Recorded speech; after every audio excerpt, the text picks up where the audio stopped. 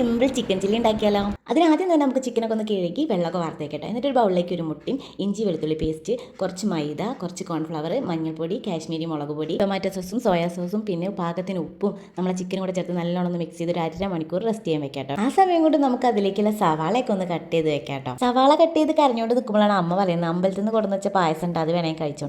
അപ്പോൾ അതൊക്കെ ഒന്ന് കഴിച്ചപ്പോൾ നമ്മളെ കണ്ണുനീറിൽ മാറിയിട്ട് എന്താ പിന്നെയും നമ്മൾ തന്നെ അതൊക്കെ കട്ട് ചെയ്യണമല്ലോ, പിന്നെയും കറിയാനല്ലേ യോഗം. ഇതിലേക്കുള്ള സവാള കട്ട് ചെയ്യാനാണ് കേട്ടോ സുഖം, കാരണം കുറച്ച് വലുതാക്കി കട്ട് ചെയ്താലും കുഴപ്പമൊന്നുമില്ലല്ലോ. ഇതൊക്കെ റെഡിയാക്കി കഴിഞ്ഞിട്ട് നമുക്ക് അതിൻ്റെ ഇടയിൽ കൂടെ നമ്മളെ ചിക്കൻ ഒന്ന് ഫ്രൈ ചെയ്തെടുക്കാം കേട്ടോ. ഇനി ആ പാനിൽ തന്നെ കുറച്ച് ഇഞ്ചി വെളുത്തുള്ളി പേസ്റ്റും പച്ചമുളക് ഇട്ടിട്ട് ഒന്ന് മൂപ്പിച്ചെടുത്തിട്ട് സവാളയും ക്യാപ്സിക്കും ടൊമാറ്റോയും കൂടെ ഇട്ടിട്ട് ഒന്ന് വഴറ്റി കൊടുക്കാം കേട്ടോ. എന്നിട്ട് അതിലേക്ക് മഞ്ഞൾപ്പൊടി മുളക് പൊടി ഇട്ടിട്ട് ഒന്ന് വഴറ്റി കഴിഞ്ഞാൽ അതിലേക്ക് സോസായിട്ട് ടൊമാറ്റോ സോസും സോയ സോസും ചില്ലി സോസും പിന്നെ കുറച്ച് കോൺഫ്ലവറും കൂടെ കലക്കി ഒഴിച്ച് കൊടുത്തിട്ട് അതിലേക്ക് നമ്മളെ ചിക്കനും കൂടെ ഇട്ടിട്ട് നല്ലോണം ഒന്ന് മിക്സ് ചെയ്ത് കഴിഞ്ഞാൽ നമ്മളെ സംഭവം റെഡി ആയിട്ടോ.